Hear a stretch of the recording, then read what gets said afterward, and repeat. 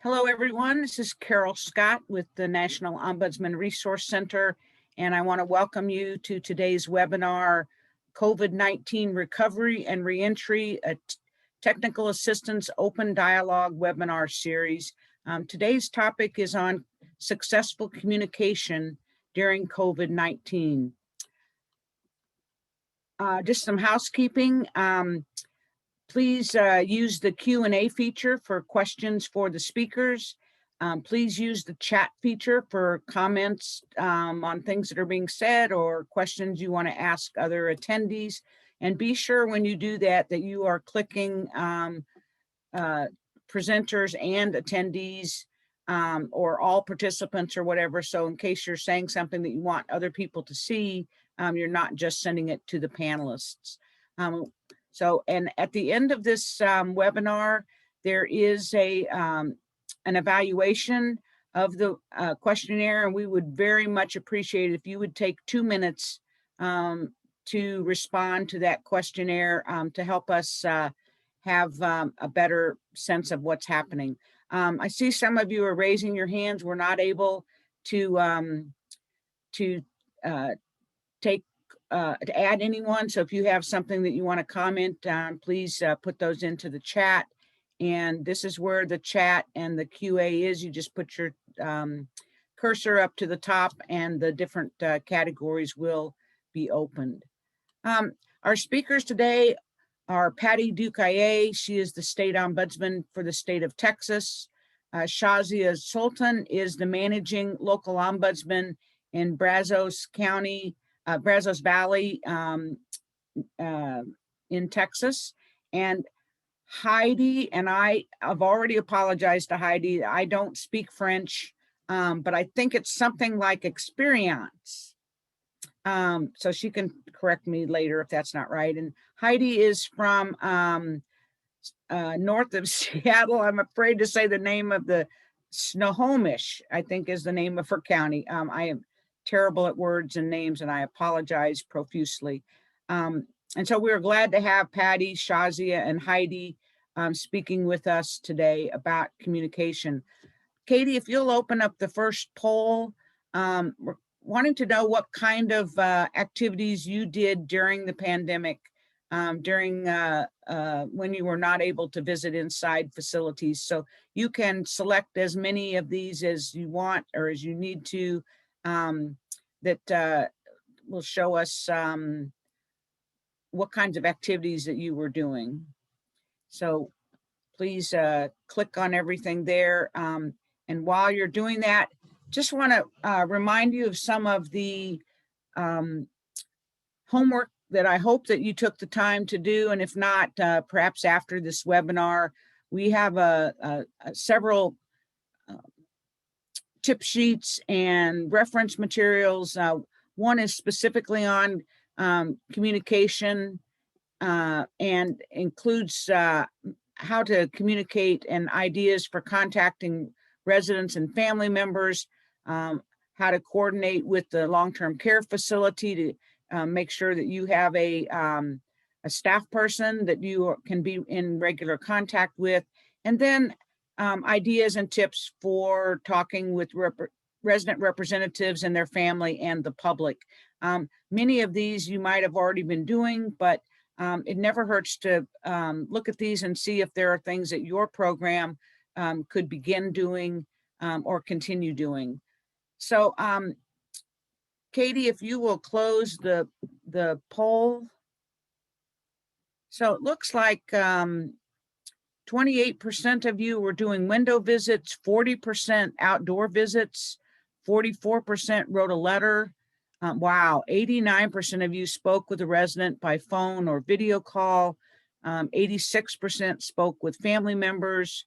16% participated in a family council, and 28% of you participated in a resident council virtually. How incredible, and thank you for all those ideas and ways that you remained in contact when we were put into this awkward position of not being able to enter the buildings. Poll number 2, have you resumed indoor visits with residents? So Katie, if you'll open up this poll. And while you're answering that, one of the other COVID-19 resources that NORC has available for you is tips on facility visits during an infectious disease outbreak, starting with how to prepare and what to do when you arrive, cleaning and sanitizing during and between visits. And even though there are communities that are kind of lessening the requirements, it doesn't hurt to continue to wear a mask, to wash your hands frequently, and to stay apart unless you are sure that everybody's been vaccinated and everything. And then there's some tips on ways to protect yourself and others. So each of these tip sheets, I think, only take a few minutes to just glance at, and you may have information there for yourself and also for others in your office, staff and volunteers. So Katie, let's close this poll.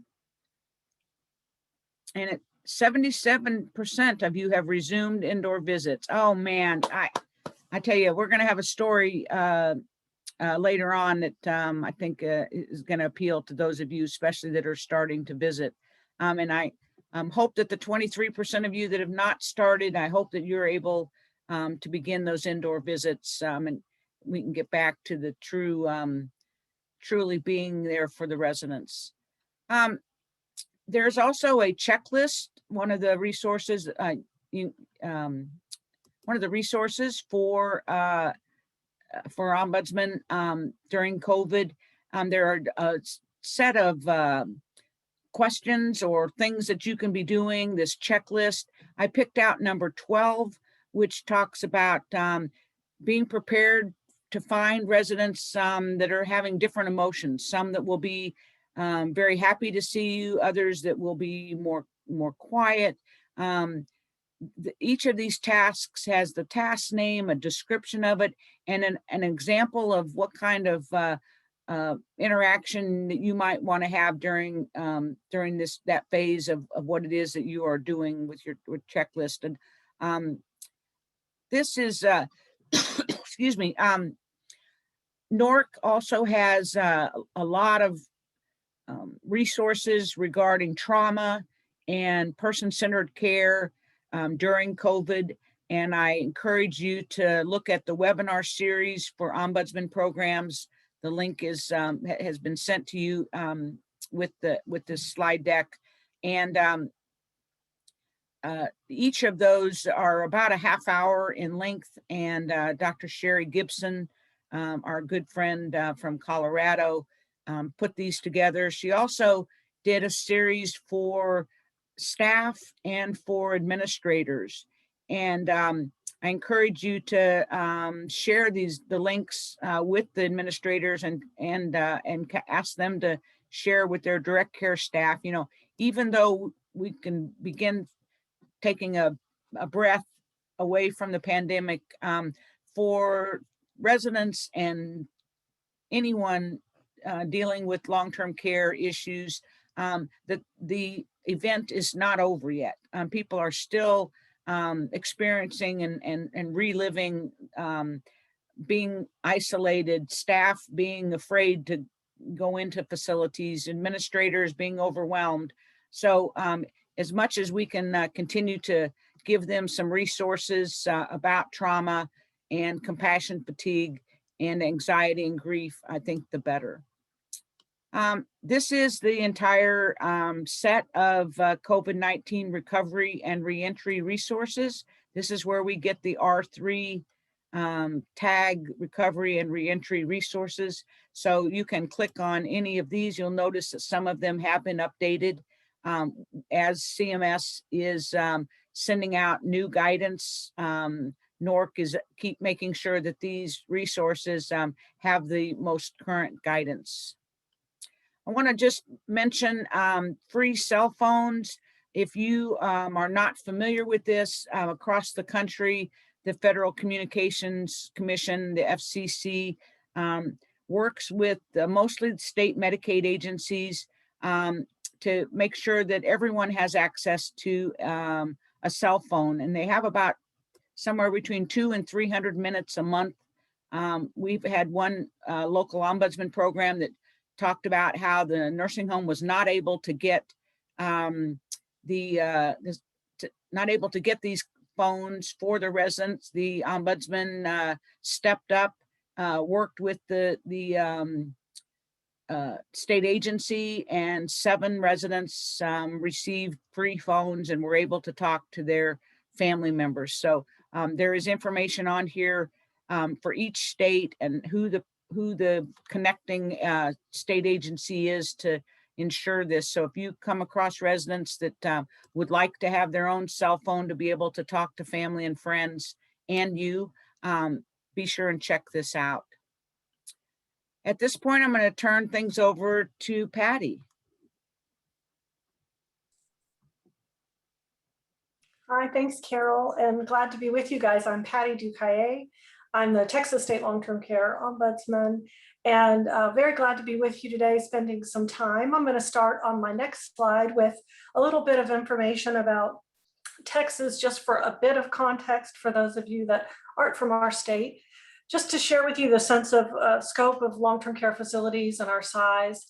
So, and also want to talk to you about our structure of the Texas Ombudsman Program and kind of how things work, because I know it helps you all find ways to relate to other ombudsmen when you understand how they work and how they operate in their state. So first up, you should know that we have just over 1,200 nursing facilities in Texas. We are one of a state with one of the largest numbers of nursing facilities, not the very largest. And we're also a state that is actually building new nursing facilities instead of shrinking the number of nursing facilities that has been a trend around the country. COVID-19, however, has made a bit of a dent in that. We have seen some facilities close over the last year.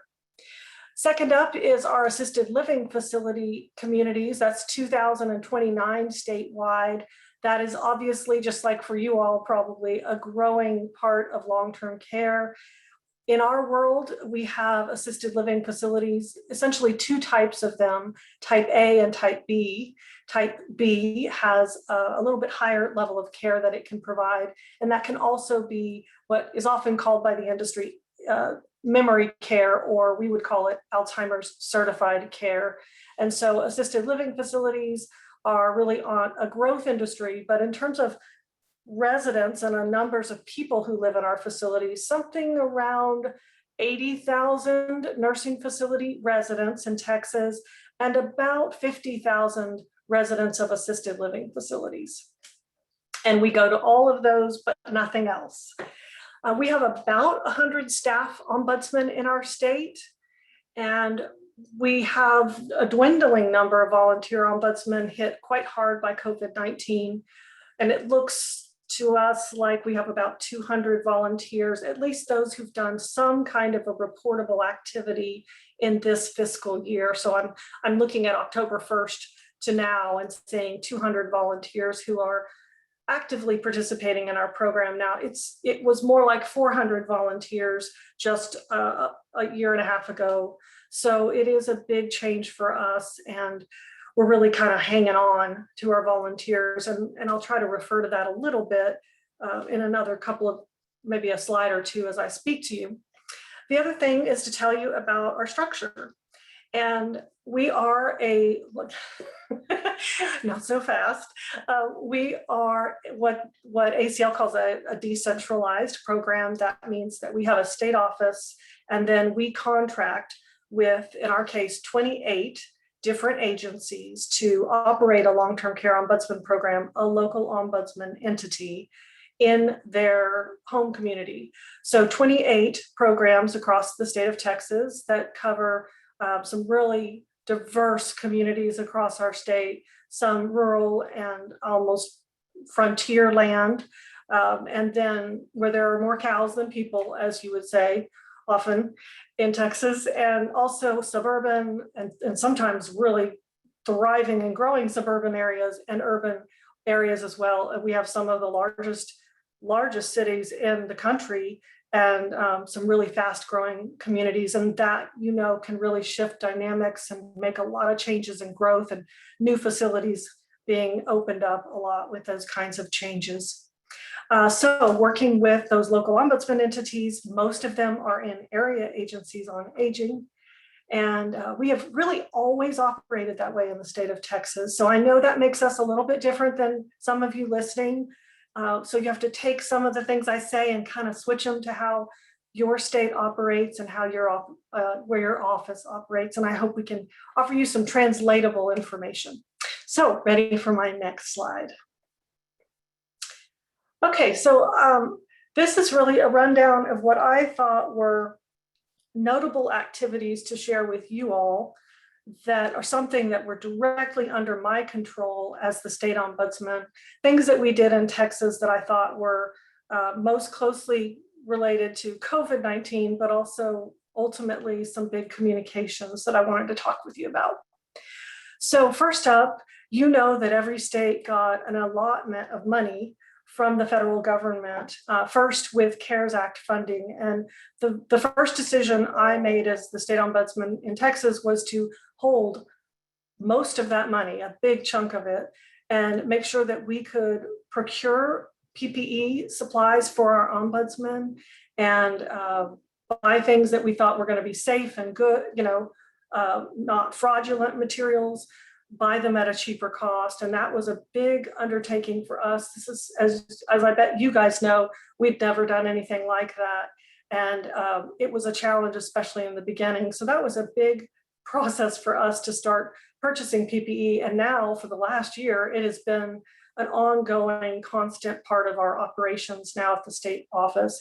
And then we distribute those to the local ombudsman entities, our local offices. Probably the biggest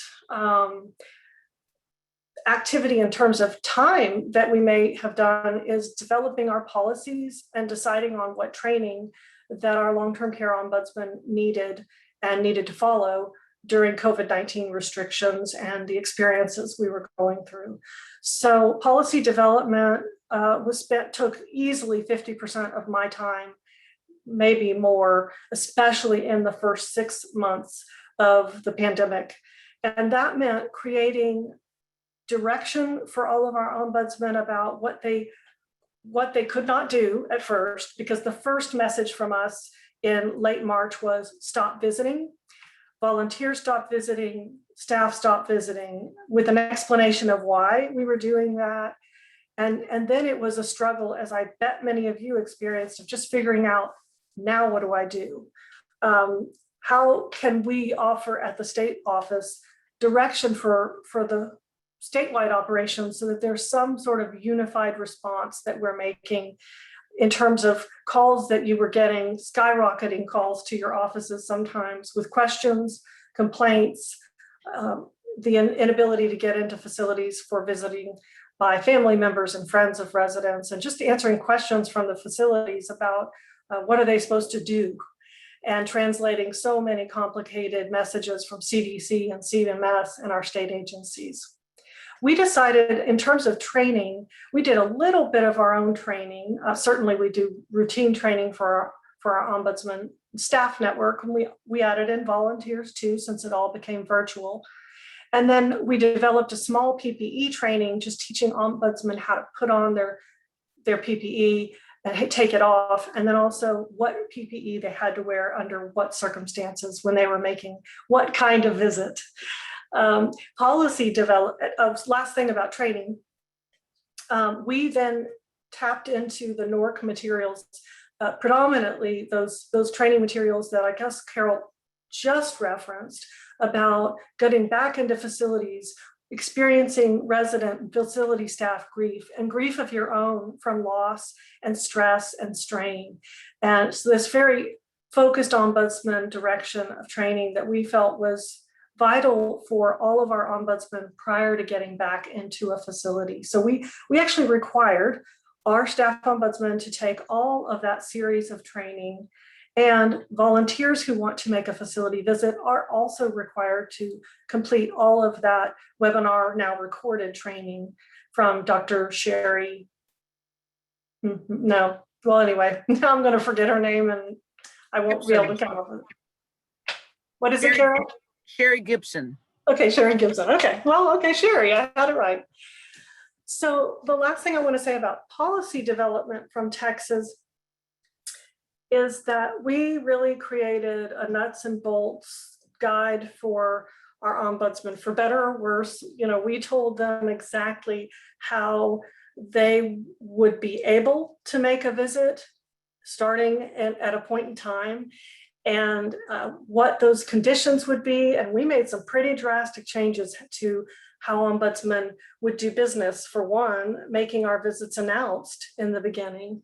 We knew we would be facing a lot of pushback from facilities about having anyone going into their facility after we'd taken time away from them, and the stress that they were under. We didn't want to add to that, to what degree we could keep the alleviate stressors and change, and avoid taking the emphasis off of why we were really there, by getting mired in kind of conflict when we arrived. So we made some pretty big, drastic decisions to, for one, notify facilities before we went in. Policies that we've developed have undergone changes. I've got 4 versions of my same plan that have been put out to the ombudsman in Texas. And again, nuts and bolts, what kind of PPE we would require them to wear, et cetera. And then the other really big ticket item that changed for us, and something I'm really proud of and expect that we will keep going on this pathway, is intensive, frequent, informal opportunities for communication. And so those include this bulleted list. First and foremost are all staff calls. So that's any person who is an employee of a local ombudsman entity or working on my team at the state office.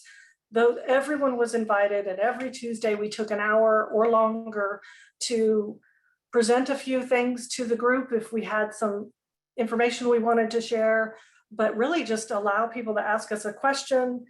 Anything goes, and try to share factual information with the audience, respond to people's questions and emotions, and listen to them. And it was incredibly important in terms of my knowledge, so that I could then do my job as the state ombudsman and communicate the needs that ombudsman had heard from residents, communicate those needs to inside our big government agency, but also to our legislators and to the media, where we had really had a platform that I was given during COVID-19 to have a much more visible presence with all of those elements: government agencies, legislators, our elected officials, and the media.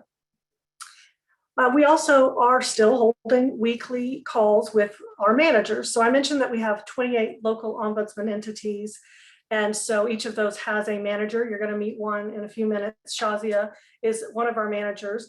And so we would hold a call with them every Thursday morning for at least an hour.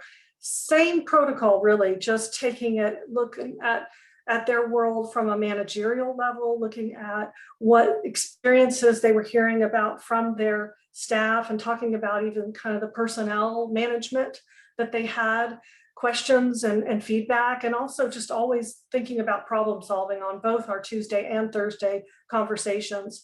We have been doing that for a full year and then some. And I want to take a moment and credit those decisions to meet with our staff and managers that are also staff. That frequently really came about because of the National Ombudsman Resource Center creating a model for us. They established an ongoing weekly call that was optional, that all state ombudsmen could call into to help guide us, listen, and offer support, and to let us share information with one another. And again, that really, because of that, I realized we needed to be doing that in our state and maintaining a really good open dialogue for conversation about what ombudsmen were experiencing, what questions they had, and trying to get the best information into their hands, because we knew information was changing so much and still continues to change a good deal. So other things that we added in one day in, I think it was May last year, an ombudsman was talking with me and telling me about, we were working on a problem together. And she said, you know, I could really use something different from you. And she suggested that I do a weekly briefing for everybody to call in and I would just tell the ombudsman what were some of the highlights of things that had changed that week. Because she was saying, you know, I can't read all the stuff you guys are posting to our listserv. We had established a COVID-19 listserv for our staff ombudsman, and we posted important information there. She needed it in another package. And so what we did from then on, and still do to this day, is put together a little weekly written summary. And then for 30 minutes every Thursday afternoon, I get on now a Teams call so they can see me. And I review for them, and they could just sit there and listen if they don't have time or the energy to read stuff. And I just hit the highlights of what are the new policies, what are we hearing about, what legislation is out there that we're tracking, and that's generally, I'm talking about state legislation. And so I think that's been a successful activity. We have just polled all of our staff and determined that those three things, those three bullets that I just covered, that they would like for those to happen now every 2 weeks. And so we will be transitioning to that every 2 weeks. Really, this was our first week on that schedule. Next week, we will be off for 1 week and then pick it back up. So we're going to stagger that a little bit now that ombudsmen are doing more and more work that is facility based.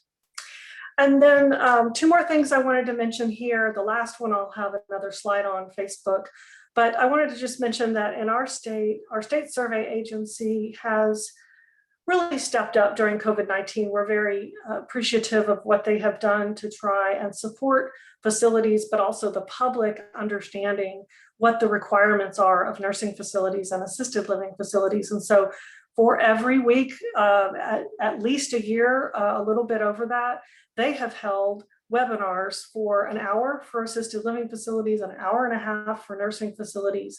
That's a combination of interpreting various federal guidance, state guidance that's been released, and also taking questions and answering them. And they have been a great partner with us. They invited me to be on those weekly webinars. So every week I get a chance to offer some ombudsman perspective. I don't always need to offer that, but sometimes I do, to raise questions or concerns. And it's been a great learning opportunity for all of us. We watch those intently and we use that information. They also are going to every 2 weeks, just starting this week. So we're all sort of transitioning now that we've reached a really full, complete year of craziness. I think we're ready to start rolling into a little bit of less frequent communications there. And I told you I'd come back to Facebook Live, so I'll come back to that later on.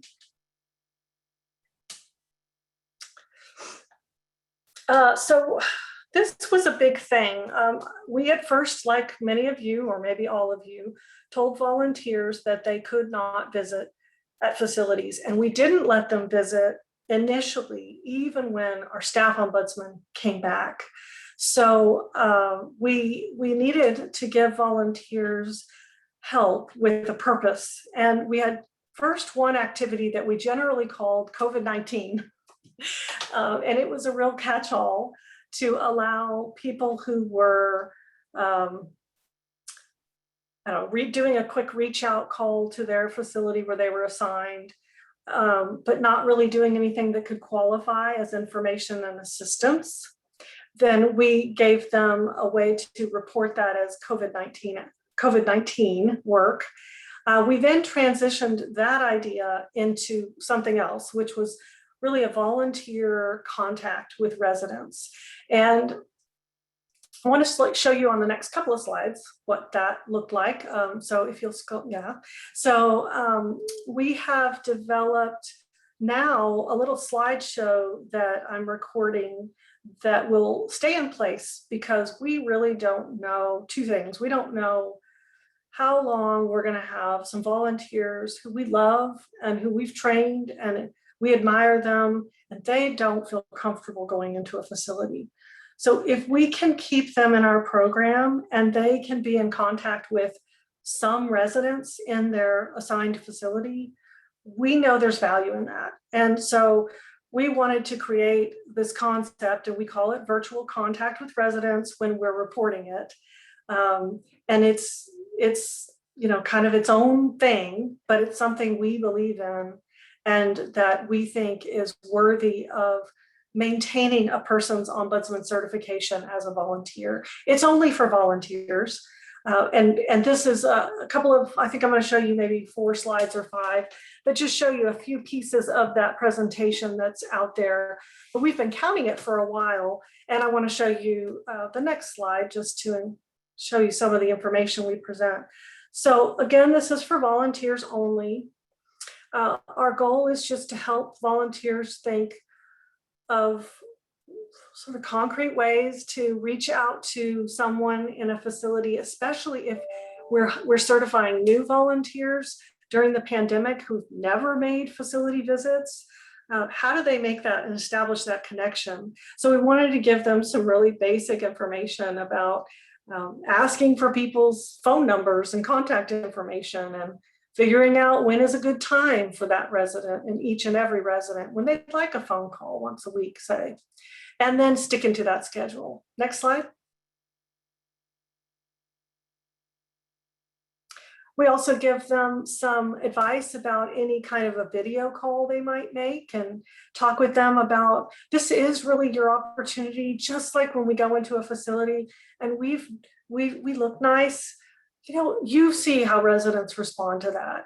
They love to see me have my hair done or wear a pretty color to them.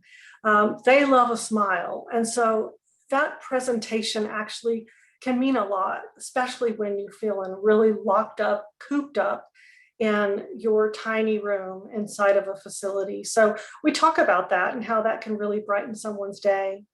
And then talk about some of the little technical things that we want to mention, like, figure out how to do Zoom or whatever service you're going to use for a video call, and make sure you've got confidential space when you're talking with residents, because you never know what they might say that really may be complaint related. And also we have to generally protect the identity of every resident name. So very important that we talk about that always with this work, that we're telling people those basic rules of etiquette when you're in a meeting that you all follow all the time. Next slide.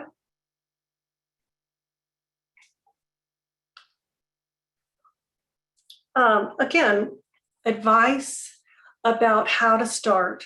So we just say these very basic things about really focusing on listening, taking your time, and don't just dive into complaints unless the resident goes there first. Next slide. And this is my last one out of this is just a little subset of this presentation, but we give things that are conversation starters just to help people have a couple of things they might ask when they're on a phone call with a new resident or with somebody they haven't talked to in a while. If it feels kind of awkward, sometimes it's helpful to have a question or two that you could point to and think about and ask to get the conversation going. So thanks for letting me run down that little exercise about our virtual contact.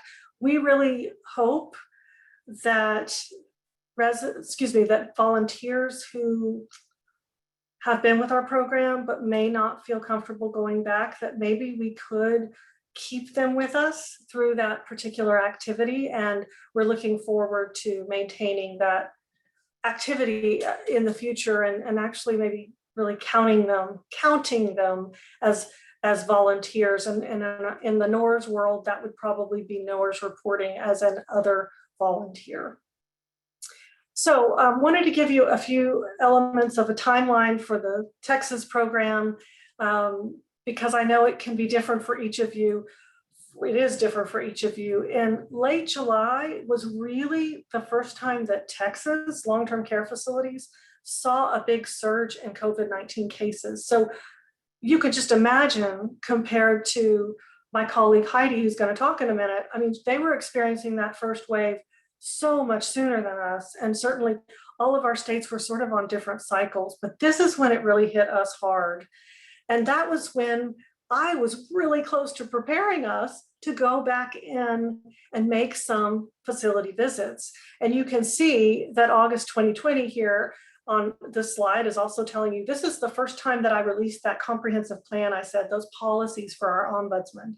And that's when we first allowed ombudsmen to make outdoor visits. We'd had a couple of ombudsmen who had personally asked me for permission and had gotten permission to make an outdoor visit, but we hadn't done a comprehensive approach to how that would go and set some guidance for our ombudsman about how to do that safely. And we really knew from feedback from our ombudsman that they needed to feel safe and comfortable making that visit. So the first month of our plan, August, we only allowed staff to make these visits, and we only allowed outdoor visits for them to really ease into it. And I do think, I know that's only a month, some people took more than that, but it really did help when you had been shut in all day, only maybe going to the grocery store.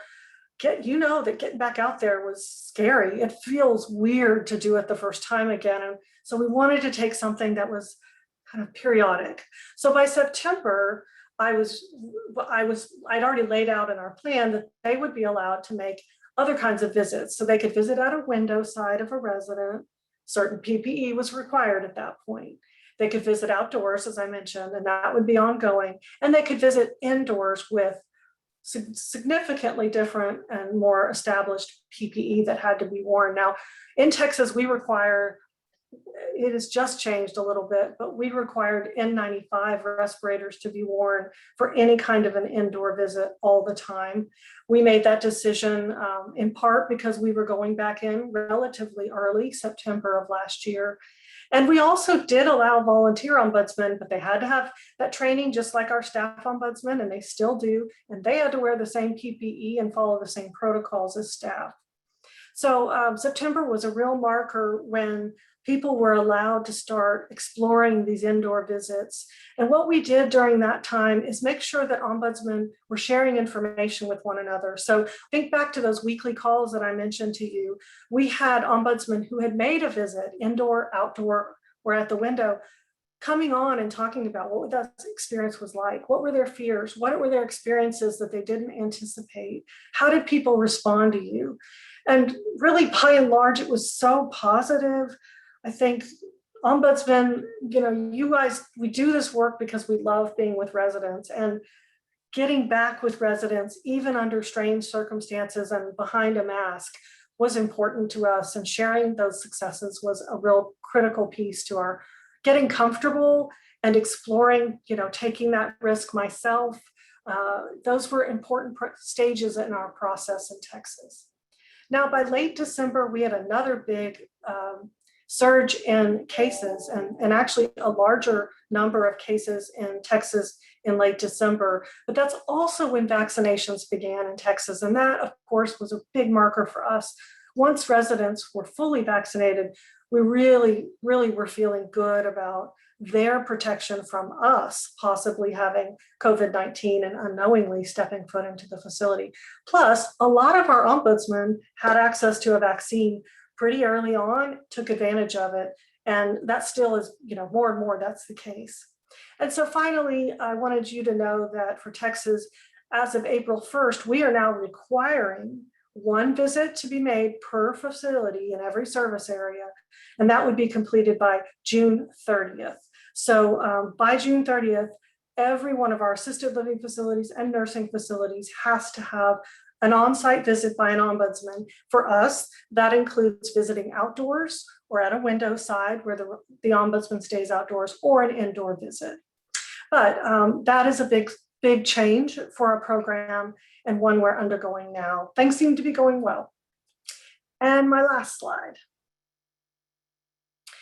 So just wanted to talk about all the work we've done on Facebook, and mostly I showed you 3 pictures of myself down the middle just so you could see how much my hair has grown during the pandemic. That is a real marker of time. We have we had a Facebook page that had, fewer than 1,000 likes before COVID-19. COVID-19 hit, and when we put a little more attention to Facebook and our presence there, it has generated a lot more attention and connections with people. And we're well over, I think, 1,600 likes now. For us, that's big. That's not big for many people. But being followed by that many is a good thing for us. We are, because of a request from a family member after she heard of the Connecticut State Ombudsman Mairead Painter doing a Facebook Live meeting every week for family members to talk about what was going on in Connecticut. I was asked to do that by a family member in Texas, and I said, let's do it. Let's just figure it out. I was not adept at Facebook at all, but we just did it. And we still to this day do weekly 30-minute frequently asked questions, take questions and respond to comments. I mean, in a lot of ways, I'm empathizing with the audience, but I'm also sharing information, translating what the rules say in our state, talking about new policies from CMS and CDC, and what does it mean for residents. And we talk a lot about things like legislation and how do we get residents their rights fully restored. We have ombudsmen who participate and family members who participate, and it's been a real success. My colleague Alexa Schumann, she is our deputy state ombudsman, and you can see her picture at the lower left-hand corner of your screen, shares these duties with me. We've done webinar training through our Facebook Live as well, and we're real proud to have used social media to expand our contacts with family members and provide them with support. Here's a way to get our presentation on resident contact that I gave you a few slides of before. And I'm excited to introduce you to Shazia Sultan, who is up next. Shazia. Good afternoon, everyone. My name is Shazia Sultan, and I'm Managing Local Ombudsman with Brazos Valley Area Agency on Aging. I'm doing a national webinar first time, so I'm a little bit nervous and excited at the same time, so bear with me. Carol, can you please go to next slide? Yeah. The purpose of communication with the residents, the background was like we had a lot of restrictions, in-person visitation restrictions from March to August that Patty mentioned in her presentation. But those restrictions prompted us to adapt quickly and use other means to connect with the residents, family members, and with facilities to ensure ombudsman access to all of them. Next slide, please. So I used all of the communication methods that I could think of. I used, first I started with the printed materials, and we know there is no substitute of in-person visitation, but to ensure ombudsman access, we used all these alternative methods to stay in touch with residents and families and staff. We use printed material, phone calls, video calls, emails.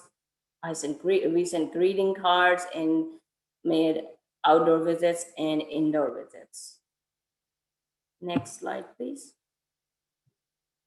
My first concern was how would resident contact me? Well, I'm not going to the facilities, or volunteers are not going to facilities. And when this pandemic started, no one expected it to last for a year. So we used to leave our brochures, but who knows, maybe they lost it or they don't have it anymore. So my biggest concern was how residents are gonna contact me. So I created this contact ombudsman flyer with the information about our services, that we are still available.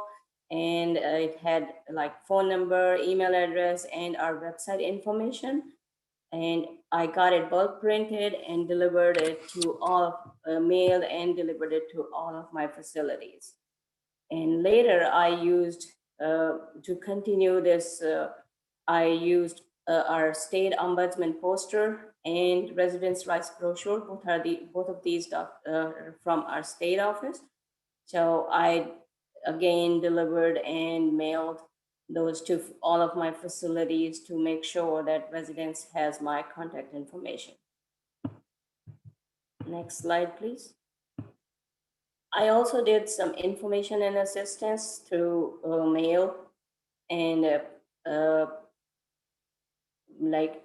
you can see that in the middle, it's the information sheet from our state office. It's on stimulus checks. We were receiving a lot of questions from residents and family members that how it's going to affect their Medicaid eligibility. So our state office created this. I got it printed and distributed it. And the other two sheets are from ConsumerWise. One is about using the surveillance cameras in nursing homes, and other is taking care of you, tips for residents. I really appreciate ConsumerWise for creating such a good material that helps us do our job, and it provides like information support. I explore ConsumerWise website very often to look for good information and for training materials. So thanks to ConsumerWise. Next slide, please. And to stay in touch with residents, in December, we created a holiday card, again, with our contact information, with the same intention, and to greet the residents. And in February, we created the Valentine's cards, and my volunteers, they all helped me. They signed the cards, and we added some address labels to give it a personalized touch with the ombudsman name. So they helped me deliver those cards to all of their facilities. Next slide, please. Yeah, there are some methods that I used like to connect with residents and families. First, I made a lot of virtual tours. I was using Zoom, FaceTime, Duo, Messenger, and WhatsApp. Like whatever facilities were asking me, I was downloading all those apps, and now my phone is full of all these video call apps. So I used all of them, and some of the volunteers also made regular video calls. And interestingly, one of my volunteers, she was able to, her call was added to facilities activity calendar as a regular weekly event, and she's still doing it. So that was a huge success, and she's doing really good job on that. And in our initial certification training, I substituted the volunteer intern shadow visits with virtual tours so they can have some experience indoor facility visits. I attended resident councils, family councils, and care planning meetings all virtually. So one of the, I attended a whole bunch of them. And over the phone, I attended discharge fair hearings. I was like handling all my complaints, and I was receiving all the complaints and doing follow-ups over the phone. And some of them volunteers also made some reassurance calls that was only for volunteers. And after that, I made some window visits, indoor visits, and outdoor visits. In August, we started making our outdoor visits. So this is the picture from one of my outdoor facility visit, and I'm here in this orange red circle. And next slide, please. Here are some examples, conversation starters, like Patty mentioned that we were using a very simple conversation just to like have a friendly chat with the residents and to find out if they have any concerns or anything that they would like to share with me. Most of the residents, they shared a lot of stories about their life experiences with me over the video calls, and they were happy that at least they were receiving those calls in the while they're in isolation or in quarantine, when they have nobody to socialize with. Or Next slide, please. I maintain my connection with facility staff.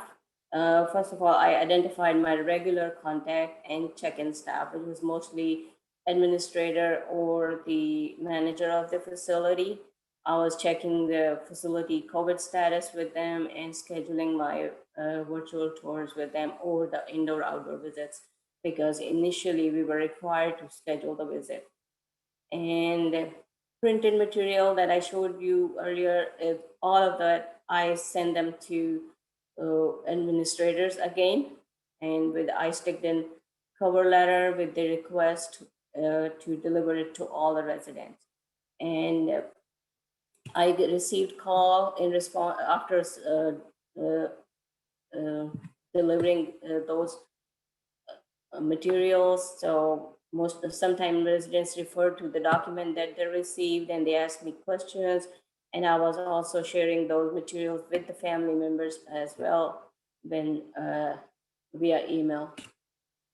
And to establish the regular video calls with facilities, I always had one contact person for video calls. Mostly it was activity directors. They were my best buddies and they helped me a lot. And they were doing it like an activity for residents.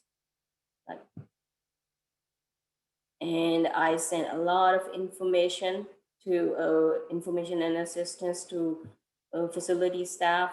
I sent like updated emergency rules, regulations, COVID testing information, vaccine information, and resources available through other agencies or long-term care like Health and Human Services Commission and long-term care regulation.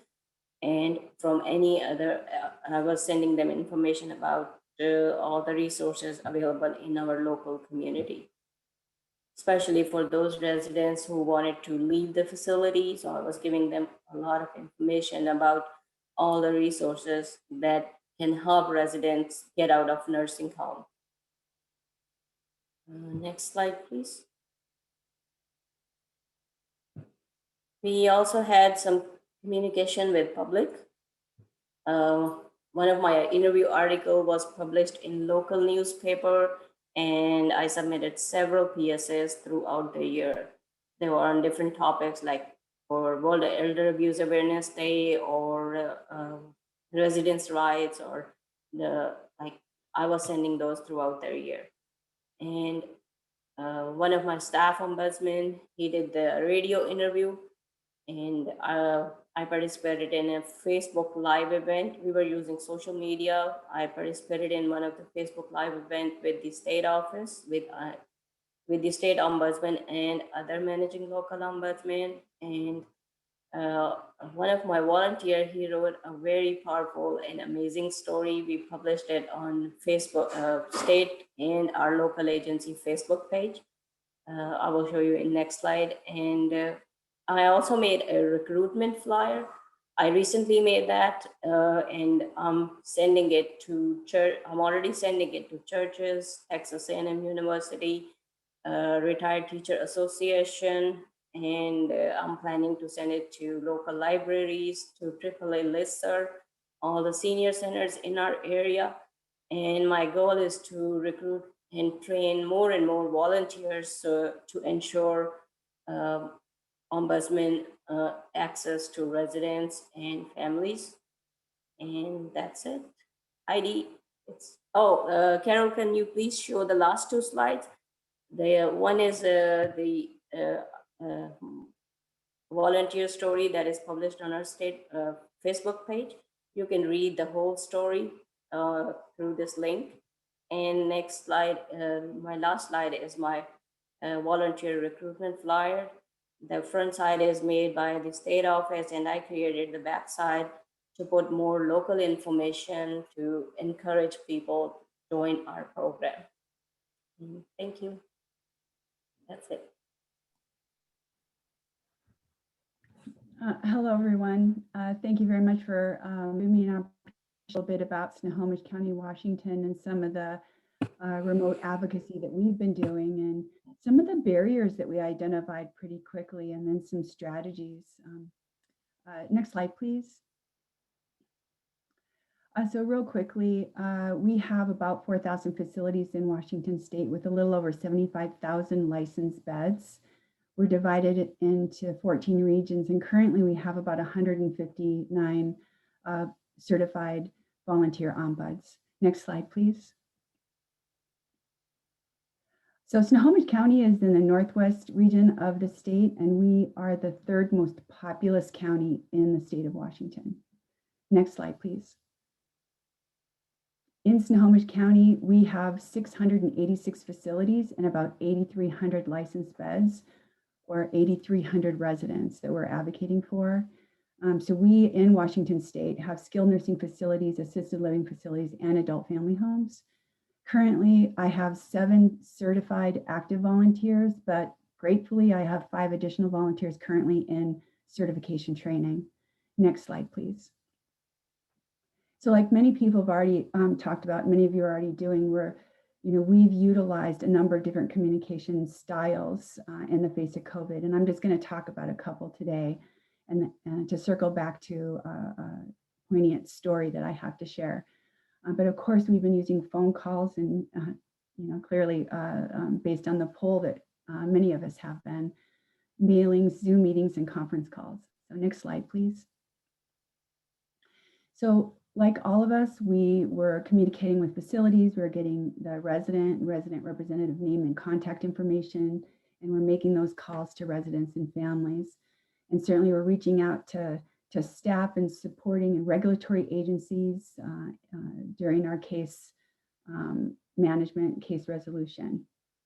Next slide, please. So it was very clear, very quickly, that there were a number of barriers that we were faced with, to really just obtaining the census timely from the facility not answering their phone, this inability to reach the resident, and families couldn't reach their loved one. But we couldn't reach the resident, we couldn't reach the staff. And what we learned was sometimes we couldn't reach the resident representative. And so we kind of coined these calls cold calls, because some of the volunteers, and maybe still do, there's this anxiety and frustration and fear in terms of the uncertainty of the resident or the family's reception to the phone call, the resident's ability or inability to communicate, and then the unsuccessful reply to voicemail messages. So for instance, the volunteers might say, well, did they not call back because they didn't get the message? Are they fearful of returning a call? Are they not able to return the call? Are they not calling back because they're okay and they don't need the help of the ombudsman? So a lot of ambiguity around that. And then just trusting the efficacy of the remote advocacy. So a lot of the feedback from volunteers was that the family members of the resident, the grief and the sadness and the crisis that they were in as it relates to not being able to see their loved one, and the isolation and all the things we know that they were going through, and not knowing how to respond to that, and then not knowing how to employ the ombudsman program in a remote way. Next slide, please. So some of the strategies that we've implemented, we increased, now we're having 2 volunteer meetings a month. We adopted Zoom meetings very quickly. And we use Zoom meetings for our volunteer meetings, advisory council meetings.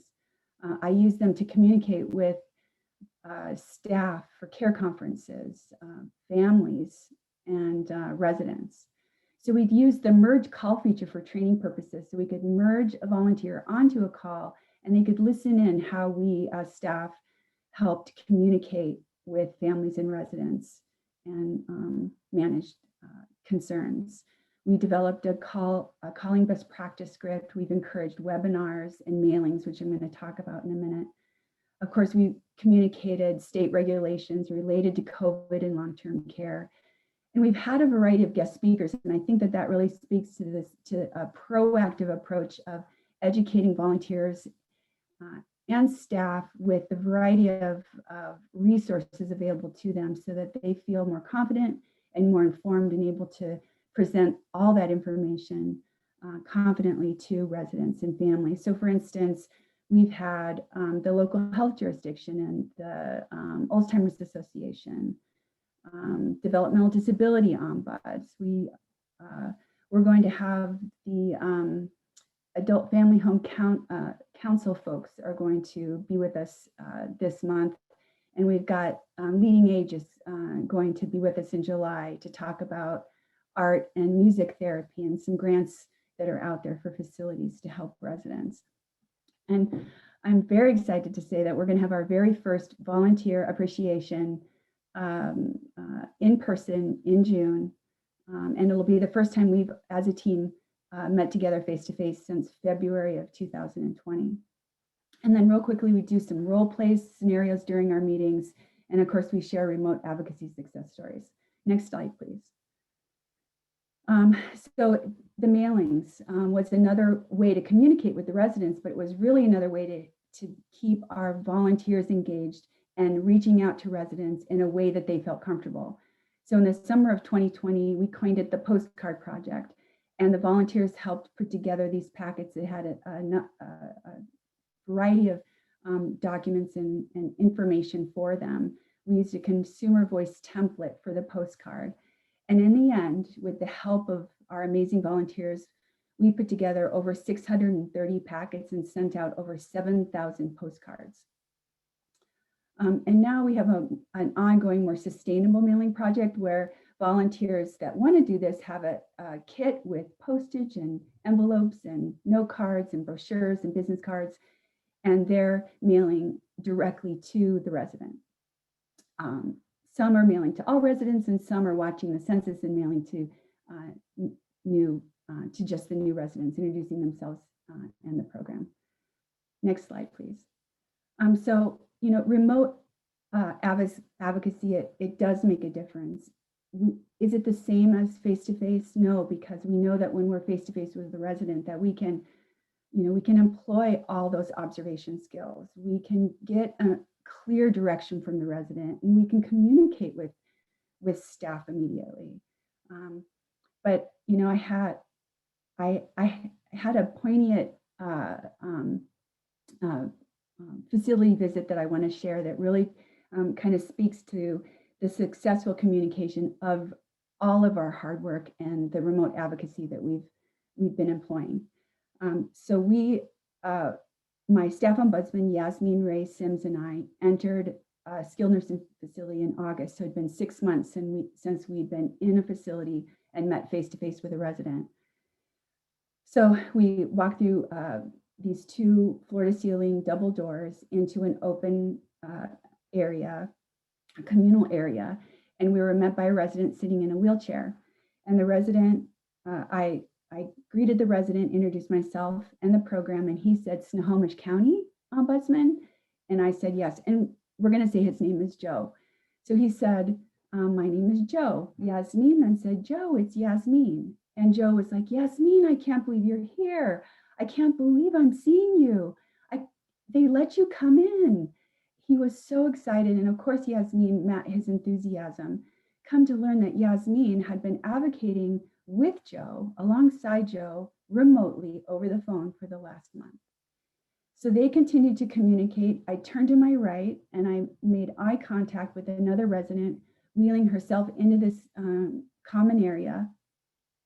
I introduced myself and the program, and she said, and I quote, "I know your partner in crime, Bobby. Bobby and I have been talking on the phone and she's been helping me." And so it was unbelievable that all the work that we're doing and knowing the isolation and the loneliness that our residents are going through, that after 6 months, the first 2 residents that we see, we've been communicating with and advocating remotely. And so what I want to leave you with today is, do we in Snohomish County have the resources to call and see all of 8,300 residents in Snohomish County? No, we don't. We don't have the staff and the volunteers for that. Do I have facilities around the corner that have grave issues that I don't even know about?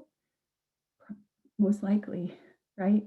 But today, let's focus on what we did do and what we have accomplished, and the residents that somehow we found a way to communicate, to build a relationship, and to build trust, and to empower them to advocate and make a difference in spite of COVID.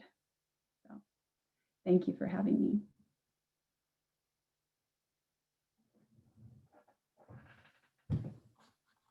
Heidi, Yeah. Patty, Shazia, perfect, perfect. I'm almost, I almost don't know what to say. The work that that the three of you have showcased is amazing, and I know that that there are many people who are listening to this, shaking their heads up and down, going, "Yep, yep, we did that," and others are like, "Oh my gosh, we didn't, but we could start." So I want to encourage everyone, if you'll be sure and have it open to panelists and all attendees, shout out some things that you guys have been doing that might be different than what you've heard, or might even be the same. But we'd love to know how everyone that's listening to this has been reaching out and staying in contact with residents, staff, and families. Patty, the first question that we got, I know you have Spanish residents in your long-term care facilities. Are the ombudsman bilingual, or how do you communicate with Spanish residents? So we have residents who speak a variety of languages in Texas. Certainly Spanish is the most prominent second language that we have a need to meet in our state. We do not have all bilingual, Spanish, English bilingual ombudsmen by far. That's not at all the case, but certainly in parts of Texas where Spanish speaking is highly prevalent, especially in our facilities, then it's essential that we hire someone who is bilingual in Spanish and English. Of course, we've got some facilities where there's a Spanish speaker there and the ombudsman is an English speaker only, then we have to use translation services, or we use a person that the resident can identify as someone we can use for translation, sometimes a family member. So that's the best we can do. That's how we manage it in Texas. Thank you. And question about the mandating annual visits or whatever. Do you have any concerns that the staff may not make it? This is someone from another state that's just, you know, looking at, oh my gosh, how do I do this? Yeah, I can imagine that our decisions may make others feel anxious.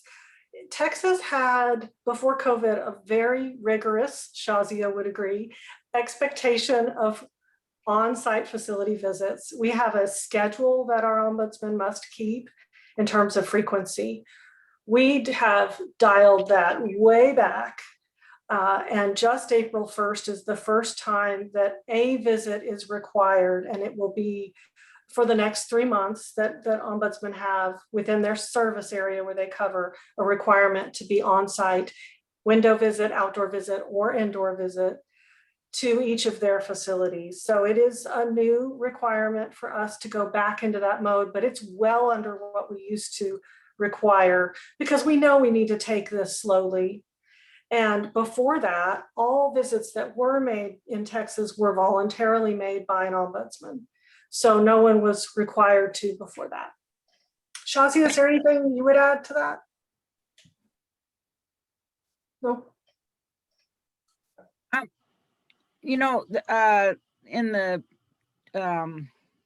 issue of virtual visits versus in person, whether outdoor or indoor, you know, we don't know.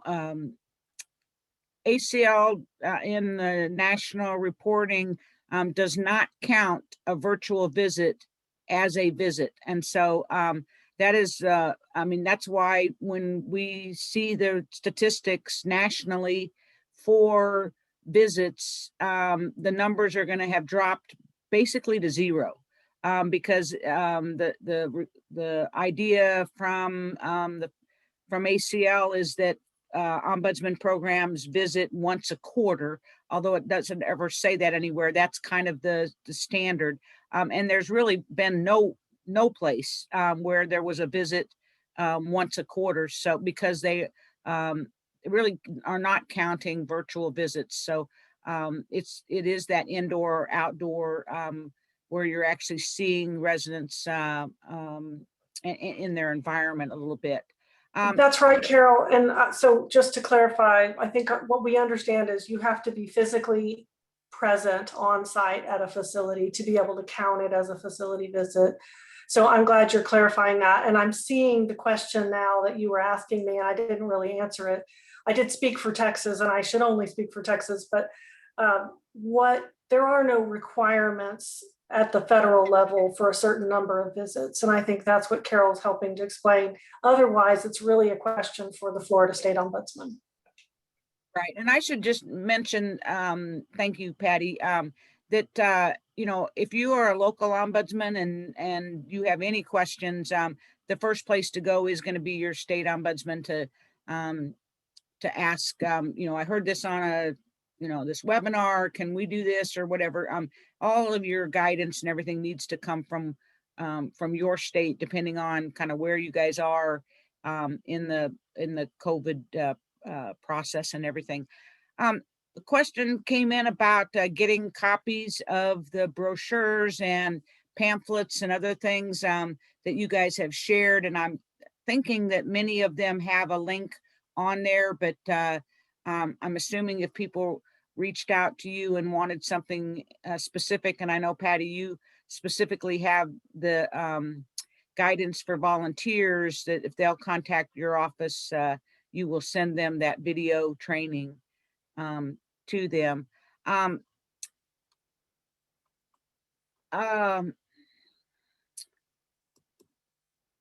Heidi, would you talk a little bit more about, and now I can't think what it is that you, Was it about the adult family home? yes, census? yes, and how you got the list of the residents' names. I know that was a kind of a barrier, and when you can walk in and just ask for the census, or walk into a smaller facility and write down everybody's name, it's real different when you don't have that on-site access. So tell us how you figured out how to do that in your small homes. Yeah, for the adult family homes. So we have well over 600 of them.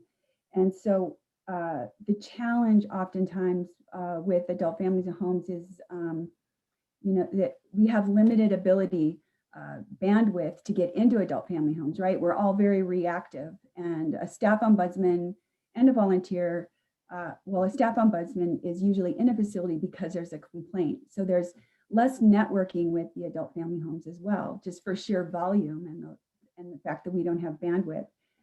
So we created a letter that went in the packet, and then we created a document that we call the Resident and Representative Contact Information Reporting Form.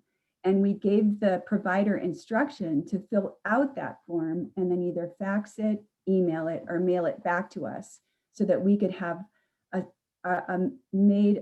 we created a census for them, and they needed that kind of structure and involvement. And we received probably half through email, fax, or mailings. We reached out to every one of our adult family homes and gave them brochures and the postcard. And it's probably the first time that I'm aware of that we've had any kind of county-wide communication with all the adult family homes in our county. Thank you.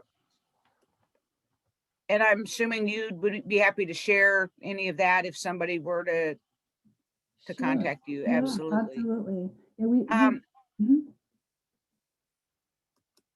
Patty, I know you answered this you typed it in, but would you also talk about visiting more than one facility in the same day?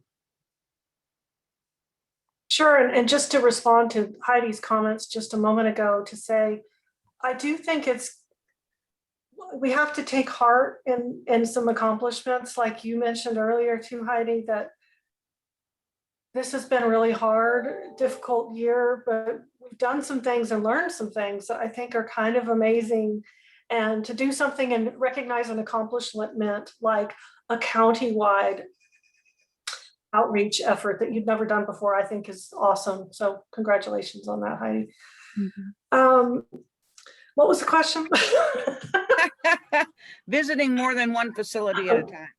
Yeah, we have just begun to allow our ombudsman to do that in Texas. We followed suit with other states who decided that there was a safety in only visiting one facility per day, with vaccinations well in place for our residents and for many of our ombudsmen. I decided that was something we needed to open up for more flexibility, especially because in our state, like you guys, we have lots of travel time to get places, and it was really putting a burden on our programs who could only go to one place. What about you guys? Heidi, are you all doing that? What's it like in your state? I'm sorry, can you? Are you allowed to visit more than one home on the same day? The staff are allowed to visit at this time more than one facility, but volunteers are visiting one facility per day. Yes. No, it is so exciting to hear how you guys are keeping your volunteers engaged and slowly having them get back to their routine of actually going in and visiting in a safe way. I can't thank you guys enough for your compassion, your advocacy, and for sharing how you have communicated with residents. I just want to end with a quote from Edward Everett Hale. I cannot do everything, but still I can do something. And because I cannot do everything, I will not refuse to do the something that I can do. And I think that really shines on you and everybody that's listening to this webinar. It has been an extraordinary year, and the fact that Heidi, I love this story of walking in and finding people that you have been talking with, and the excitement that they had. And I'm hoping that we hear that same story over and over and over across the country. So thank you all. Sajia, Patty, Heidi, Amity, and Katie in the background. Thank you all for being with us, and hope that you'll join us in 2 weeks for the third of the series on reentering and recovery resources in the time of COVID. So thank you all. Thank you. Bye.